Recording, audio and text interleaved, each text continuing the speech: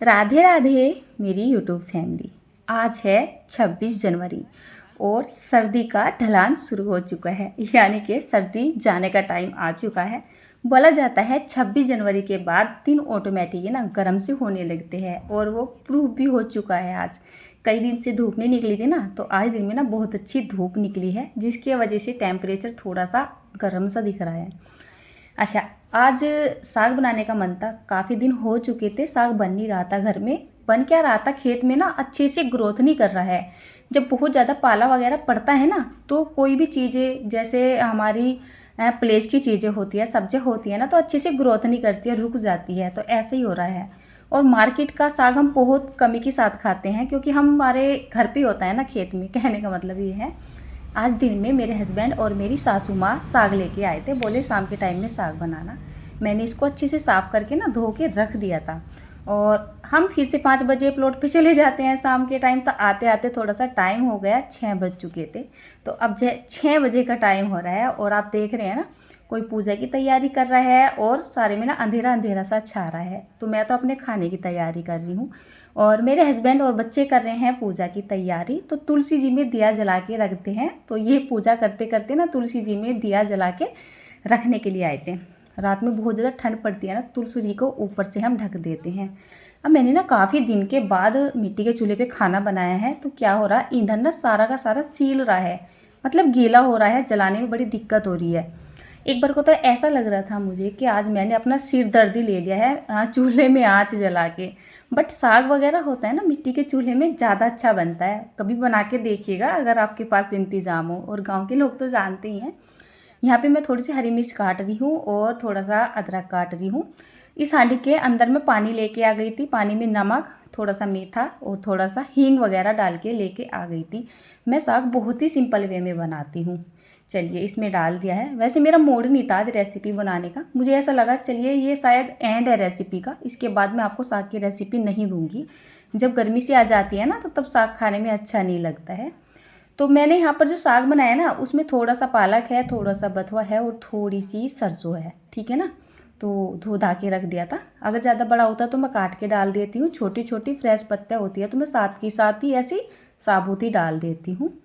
देखिए, मैंने अच्छे से ठूस ठूस के भर दिया इस हांडी में। ऐसे तो आएगा नहीं, साग को गलने में बहुत ज़्यादा टाइम लग जाएगा, करीब 15-20 मिनट लग जाएगी। आँच को बहुत स्लो रखना पड़ता है मिट्टी की हांडी में। और यहाँ पे अंधेरा हो चुका है।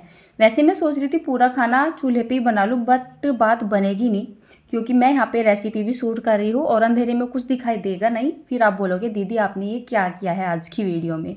चलिए, साग को 15-20 मिनट लगेगी गलने में। उसके बाद मतलब मैं साग ऊपर रख के आ चुकी हूँ नीचे। ऊपर बहुत ज़्यादा अंधेरा हो गया था और ठंड का टेम्परेचर भी बढ़ना शुरू हो गया था। तो चलिए, बाकी का काम नीचे ही कर लेते हैं। मेन मकसद तो मेरा साग को गलाने का था मिट्टी के चूल्हे पे। यहाँ पे मैं थोड़े से चावल भिगो के चली गई थी पहले से ही। तो चावल हमारे अच्छे से फूल चुके हैं। इस बार जो चावल है बहुत ही अच्छे आए हैं, मतलब इतने अच्छे लग रहे हैं खाने में, बहुत ज़्यादा लंबे भी हो जाते हैं।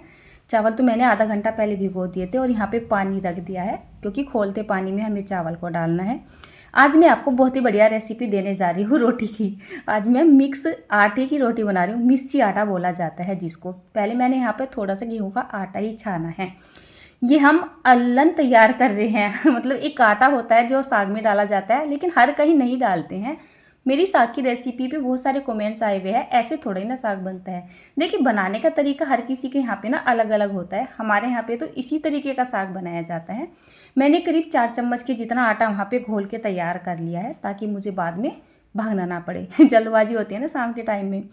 उसके बाद यहाँ पर अच्छे से पानी भी खोल चुका था, जो मैंने यहाँ पे चावल भी डाल दिए हैं। उसके बाद थोड़ा सा आटा तो यहाँ पे गेहूँ का है, और ये जो आटा है ना, मिस्सी आटा बोल रही हूँ, ये है बाजरे का, चने का, और किस किस चीज़ का होता है, मतलब ये मिस्सी आटा ही आता है। भैया की चक्की पे से आता है, मुझे नहीं पता इसमें क्या क्या रहता है, काफ़ी चीज़ें रहती हैं इसमें, तो वो मिस्सी आटा ही बन जाता है, ठीक है ना। तो चलिए, आटा मैंने छान लिया है और मैं इधर चावल पे भी ध्यान रख रही हूँ। तो चावल जो है हमारे, चावल में उबाल ही आने वाला है।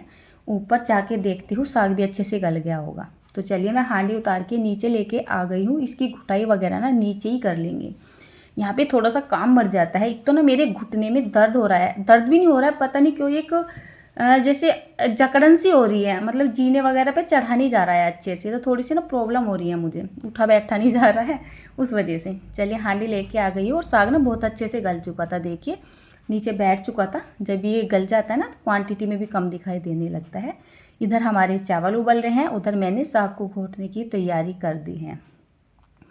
वैसे मेरा पहले से ही है, मतलब बचपन से ही पापा ने बताया था, जब भी हम चावल डालते हैं ना चावल बनने के लिए, कभी भी मैं उसमें चमचा नहीं लगाती थी, आपको दिखाने के लिए लगाया केवल। पूरे चावल बन के पानी भी निकाल देते थे, लेकिन हम उसमें चमचा डाल के नहीं देखते थे। पता नहीं क्यों इतना ज़्यादा अंदाजा था, जब चावल बन जाते हैं ना तो ऑटोमेटिक ही पता लग जाता था कि चावल बन के तैयार हो चुके हैं। चलिए उधर मेरे चावल भी लगभग में तैयारी हो चुके हैं। अब हम साग घुटाई की तैयारी करते हैं। इसमें से पहले थोड़ा सा पानी निकाल लेते हैं, अगर ज़रूरत पड़े तो पानी निकाल ले, क्योंकि जब ज़्यादा पानी रहता है ना तो इसमें अच्छे से घुटाई पिसाई नहीं होती है। यहाँ पे ये मैं घोटना लेके आ गई हूँ। गांव में अक्सर ना ऐसे ही साग घोटा जाता है। हमारी दादी नानी और मेरी मम्मी भी, मेरी सासू माँ भी इस घोटने से ही साग को घोटती है, ना कि मिक्सी का पीसा हुआ ज़्यादा पसंद करती हैं। अगर आप मिक्सी में पीसते हो ना तो मिक्सी में अवॉइड करके ना इस तरीके से घोटने से घोट के देखो और मिट्टी की हांडी में साग बना के देखो, बहुत ज़्यादा टेस्ट में फ़र्क आ जाएगा। कहने का मतलब ये है बहुत ज़्यादा टेस्टी बनता है। इधर मेरे चावल भी तैयार हो चुके हैं, पहले मैं चावल का पानी निकाल देती हूँ। तो ये बासमती के अच्छे वाले चावल हैं, मैं इनको ज़्यादा करके पानी निकाल के ही बना रही हूँ। पानी निकाल के ना चावल थोड़े से हल्के हो जाते हैं। और हमारा क्या है, हम एक टाइम चावल ज़रूर खाते हैं, कोई भी सब्ज़ी बनाओ एक टाइम तो चावल चलते ही चलते हैं, मतलब बिना सोचे समझे ही बर्तन में डल जाते हैं। साग भी अच्छे से यहाँ पे घुट के तैयार हो चुका है, कम से कम मैंने इसको 5 से 6 मिनट के लिए अच्छे से घोट लिया है।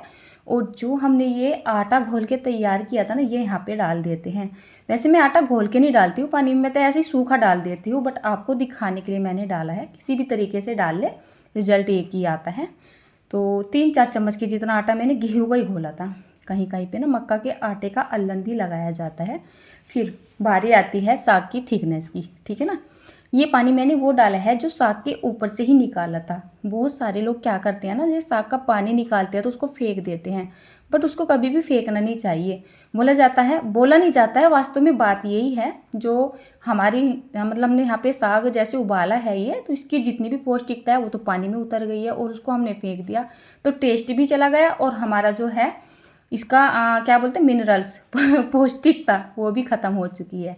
तो साग का पानी या हरी सब्जियों का पानी वापस से ना सब्जियों में ही डाल देना चाहिए।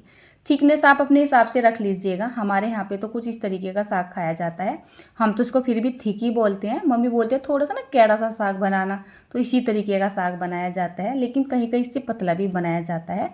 लेकिन मुझे किसी ने कमेंट करके बताया था इतना पतला साग कौन बनाता है, और वो पंजाब से थी। तो मुझे ऐसा लगता है पंजाब में ना जैसे साग गल जाता है उसमें ऐसे हल्का हल्का सा चमचा मार देते हैं, मोटा मोटा सा खाया जाता है एकदम भुज्जे की टाइप, है ना। तो मुझे ऐसा लगता है, बट हमारे यहाँ पे ना पीस के खाया जाता है इस तरीके से, घोट के, पीस के नहीं घोट के खाया जाता है। चलिए आज मैंने मीडियम करके रखी हुई है। जब तक हमारा साग बनता है पहले हम आटा लगा के तैयार कर लेते हैं, क्योंकि इसमें मैंने थोड़ा सा गेहूँ का आटा लगा दिया है ना, तो आटे को तैयार होने में ना थोड़ा सा टाइम लगेगा, करीब 5-7 मिनट लगी जाती है। आटा जब तक अच्छे से फूलता नहीं है तो उसकी रोटियां भी अच्छे से बनती नहीं है। साथ के साथ आटा लगा के रोटियां बनाते हैं ना तो फटी फटी सी बनती है, और बनते के साथ ही ना ऐसे बासी बासी सी हो जाती है। चलिए आटा मैंने तैयार कर दिया है, और थोड़ी सी ना मेहनत मैंने यहीं पे कर ली थी, क्योंकि आटे में मैं दोबारा से मुक्के लगाने वाली नहीं हूँ। सर्दियाँ चल रही है, ऐंठ सा जाता है, एकदम रबड़ की तरह हो जाता है आटा, इसलिए मैं दोबारा से कम ही मतलब गूँथती हूँ आटे को। ढक दिया है मैंने उसको, और इधर हमारा साग भी लगभग में तैयारी हो चुका है। और चावल देखिए पहले आप, ये देखिए इस बर्तन से लगे हुए आपको चावल दिख रहे होंगे कितने लंबे हैं, और एक एक दाना हो चुका है। और चावल ना भी बिल्कुल ही गर्म हैं, तब भी इतने खिले खिले हैं। जब इनमें हल्की सी हवा निकल जाएगी ना तो बहुत ही ज़्यादा मोती जैसा एक एक दाना हो जाता है। इस बार के चावल मुझे बहुत ज़्यादा पसंद आ रहे हैं, बल्कि पिछली बार जो चावल आए थे ना वो बासमती चावल ही थे, और मुझे ना वो देसी के जैसे लग रहे थे, मोटे मोटे बनते थे, खाने में भी कुछ अच्छे से नहीं लग रहे थे। तड़का पैन रख दिया है। वैसे तो मैं ये तड़का लगाती हूँ मिट्टी के दिए में, आज मैंने ढूंढा मुझे कहीं भी नहीं मिला, और जो मेरे वाला था ना जिसमें मैं तड़का लगाया करती थी वो टूट चुका था, एक दिन मेरे हाथ से छूट गया था। कोई बात नहीं, तड़का पैन ले लिया है, बस इसको ना मांजने में थोड़ी सी दिक्कत आती है, मुझे थोड़ी मेहनत करनी पड़ जाती है। घी डाल दिया है, घी में थोड़ी सी सरसों, थोड़ा सा जीरा के दाने डाल दिए हैं, साथ में डाल दी है सूखी मिर्च। चाहे तो मैं तड़के में सूखी मिर्च डालूँ या हरी मिर्च डालूँ। वैसे तो मेरी सासू माँ और मेरे हस्बैंड मुझे डांट ही लगाते हैं जब मैं इनको खाती हूँ, बट मुझे खाने में ये इतनी ज़्यादा टेस्टी लगती है इसलिए मैं इनको ज़्यादा डालती हूँ। और जितनी मिर्च मैंने यहाँ पे डाली है ना, सारी की सारी मैं ही खा जाने वाली हूँ, कोई नहीं खाएगा इनको। बिल्कुल एंड टाइम में थोड़ा सा हींग डाल दिया है। इस तड़के को हमें आग वाला बनाना है, बना के देखिएगा, बहुत टेस्टी लगता है, ठीक है ना। चाहे तो आप यहाँ पे भी डाल सकते हो अगर आपको आग लगाने से डर लगता है। वैसे भी मुझे बोलने लगे हैं यूट्यूब पे खतरों की खिलाड़ी हो रही है बट इस तरीके का तड़का ना बहुत अच्छा लगता है खाने में। आग लगा के मैंने डाल दिया है। कम से कम हांडी को हमें 5 से 10 मिनट के लिए छेड़ना नहीं है, जब तक वो पूरा का पूरा जो धुआं है ना हमारे साग के अंदर समा नहीं जाता है, तभी तो साग में टेस्ट आएगा। यहाँ पे तवा रख दिया है, ये मैं मिट्टी का तवा लेके आई थी और इस पर ना मुझे रोटी बनाने में ना सच माने बहुत मज़ा आ रहा है और खाने वालों को भी ज़्यादा मज़ा आ रहा है, ठीक है ना।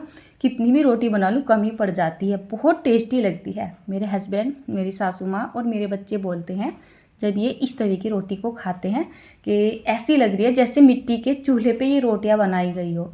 मतलब जैसे हम गैस पे बनाते हैं ना तो उनका स्वाद अलग होता है, और जो मिट्टी के चूल्हे पे बनाई जाती है ना लकड़ी में या फिर उपलों वगैरह में, तो उसका जो टेस्ट है ना कुछ अलग ही होता है। और इस तरह की रोटी ना बिल्कुल ऐसी लग रही है खाने में, मतलब बहुत ही ज़्यादा स्वादिष्ट लग रही है। आज मैं मिस्सी आटे की रोटी बना रही हूँ, पहली बार ही बना रही हूँ। इसमें मैंने सिंपल रोटी भी बना के देख ली है, पानी की रोटी बना के देखिए। पानी की रोटी को ये छोड़ता नहीं है, तो पानी की रोटी अच्छे से बनती नहीं है। पराठे भी बना के देखे हैं, पराठे भी बस ऐसा बोल सकते ठीक ठाक ही बन जाते हैं। पता है क्यों? क्योंकि मिट्टी का तवा है, राइट ना। और जब हम इस पर चिकना यानी घी या तेल वगैरह डालते हैं ना, तो जो मिट्टी होती है ना एकदम से सोख लेती है, मतलब पराठा ना सूखा सूखा हो जाता है। तो मैं आपको तो यही बोलूँगी, इस पर आप पराठे वगैरह मत बनाइएगा। हाँ, रोटी सिंपल रोटी बनाओगे तो बहुत अच्छी बनती है। चाहे तो अच्छे से पूरी तरीके से रोटी तवे के ऊपर ही सेक लो, या फिर मतलब नॉर्मली जैसे हम तवे पे रोटी सेकते हैं इस तरीके से सेक लो, बहुत अच्छी बनती हैं। चलिए, आज मैं यहाँ पर मिस्सी रोटी बना रही हूँ, देखते हो इसका रिजल्ट कैसा रहेगा। पहले मैंने ना तवे को हल्का सा ग्रीस कर लिया था, मुझे थोड़ा सा डाउट ये था कहीं ये रोटी ना छेड़े। आज दिन में मैंने पानी के हाथ की रोटी बना के देखी थी ना, तो वो अच्छे से छूटी नहीं थी इस पर, तो मुझे थोड़ा सा ये लग रहा था कभी इस पर से छूटे ना, बट ऐसा नहीं था। मतलब मैं गलत थी, रोटी बहुत अच्छे से छूट रही है, क्योंकि यहाँ पे हम घी की रोटी तो बना नहीं रहे हैं, चिकनाई लगा के सिंपल रोटी बना रहे हैं। तो चलिए, ये हमारी पहल की रोटी है। पहल की रोटी बहुत कम ऐसा होता है जब सारी रोटियां फूलती है, और मुझे ऐसा लगता है कि अगर मैं इस तवे पे हल्की सी चिकनाई ना लगाती ना घी वगैरह, तो रोटी मेरी अच्छे से फूल जाती। इसमें ना चिकनाई का असर सा आ चुका है। चलिए, दूसरी रोटी सेक के देखती हूँ कि दूसरी रोटी का रिजल्ट कैसा रहता है। यहाँ पर ये मैंने दूसरी रोटी को पलट दिया है और कुछ ही देर के लिए, जैसे नॉर्मल तवे पे सेकते हैं इतनी देर के लिए इसको सेक लिया है। और ये देखिए यहाँ पे रोटी कैसे फूल चुकी है ना। तो मिस्सी आटे की रोटी है और इतनी फूल जाए तो फिर क्या कहने, मज़ा ही आ जाता है। कहने का मतलब ये है, ये जो तवा है ना बिल्कुल परफेक्ट है। मतलब आप इस पर किसी भी तरीके की रोटियां बना लो, अच्छी बनती है, रिजल्ट बहुत अच्छा आ रहा है। और देखिए इस तरीके से ना धब्बे से भी नहीं आते हैं ज़्यादा। एक बात और भी है, मतलब जैसे मैं इसको जिस पॉट में रखती थी ना, नॉर्मल गैस की रोटी अगर मैं सेकती हूँ तो वो पसीज सी जाती है, और ये रोटी ऐसे की ऐसे ही रखी रहती है। तो कहने का मतलब ये है, तवे का रिजल्ट बहुत अच्छा है। मैं काम कर रही थी और मुझे जल्दी हो रही थी, ये काम आज मैंने अपने हस्बैंड को दिया था। तो ये जो थाली है ना, जितने भी इसमें सामान लगाए हुए हैं, ये सब मेरे हस्बैंड नहीं लगाए हुए हैं। मैं तो साइड में रोटियां सेक रही थी, क्योंकि मम्मी बैठी हुई है और मम्मी को ना बहुत तेज़ भूख लग रही है, और ये काम करते करते मुझे हमेशा लेट हो ही जाता है शाम के टाइम पे। देखिए किस तरीके से बैठी हुई हैं आज हमने बोला आज मम्मी आप ही फ़ोटो खिंचाओ थाली लेके, आपको सब देखना चाहते, लेकिन आप कैमरे के सामने जाते नहीं हो। पता नहीं क्यों हमारी सासू माँ ना थोड़ी सी सीधी है, मतलब जैसे आजकल के होते हैं ना बड़े तेज़ से, ऐसी नहीं है। देखिए कैसे कर रही है। राधे राधे दोस्तों, बाद में मिलती हूँ।